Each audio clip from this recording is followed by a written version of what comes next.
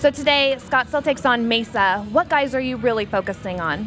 Well, I still want to look. I haven't really looked at the lineups yet, and I don't know if Greg Bird is playing. I think probably not. But I want to see more of Greg Bird for the Yankees, and I want to see the consistency of these Mesa guys. I don't know if Zimmer is playing, but he's a good athlete, and I want to see how he plays in the outfield and his hitting tools. So there's a couple guys on both teams that I'm very, very excited to continue to look at. But I don't know until I see the lineups who I'm going to concentrate on. But Sande, what happens is you see a guy in a game that you hadn't really targeted, and that's what happened with me with Stomont.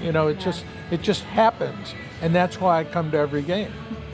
Now, Greg Bird, he was supposed to be the starting opening day first baseman for the Yankees last year, and he is coming off injury. Do you think he'll be the opening day starter next year? I certainly do. He was in the Fall League last year. He's got terrific swing and great presence at the plate, and those right field seats are made for his stroke. So I do think Greg Bird and Gary Sanchez, who was also here last year, and all these young guys that are playing for the Yankees are going to turn this franchise around. And I think Yankees fans should be very excited about their future. I'm a Didi Gregorius fan, and I was when I first saw him. And the people in Phoenix know that he's one of the guys that I called very early. And I cannot believe the Diamondbacks traded him, but they did. And with him at short and ultimately Torres at second, or the other way around, they're going to be amazing. Now they need to get some pitching. And I know that they have some prospects that can pitch, and I want to see one of them here. But right now, I'm looking for the Yankees to make the biggest gain in the standings. Well, they already had a good year this year, but the biggest gain talent-wise and sustained for 2017. Who is your AFL under-the-radar guy so far? Well, so far it's Stomont. He is under the radar because of all those walks and the command and control problems. 2 good outings right now. For me, he is one of the guys that I really think is under the radar. And I also think Ramon Laureano, who has really impressed with his bat. He was the player of the week in the first week. Plays for the Astros.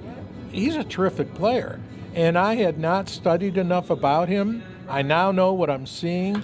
He has very good eye-hand coordination, quick twitch. He's got it all. So he would be my hitter, and Stomont would be my pitcher. So far, 2 weeks in. Yeah, we have a lot more left. Yeah, we sure do. We do have a lot of baseball big leagues.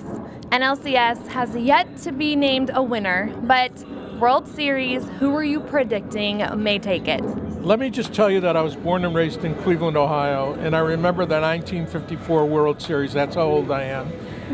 We lost that in 4 games. I am very, very excited. Those people who know me know I'm passionate about the Indians. I make no bones about it on my Twitter account, which, by the way, is at Bernie Pleskoff. And I am rooting for the Indians, and I think an Indians-Cubs World Series would be out of this world. I don't know if I could contain my enthusiasm. I don't care if who we play, the Dodgers, and I say we because I'm a terrific fan, and I make no bones about that. But if it's the Dodgers, fine. It's going to be a great series, Dodgers or Cubs. My heart says I want to see the Cubs because I lived in Chicago for 30 years. So you have roots kind of both. I do. I really do.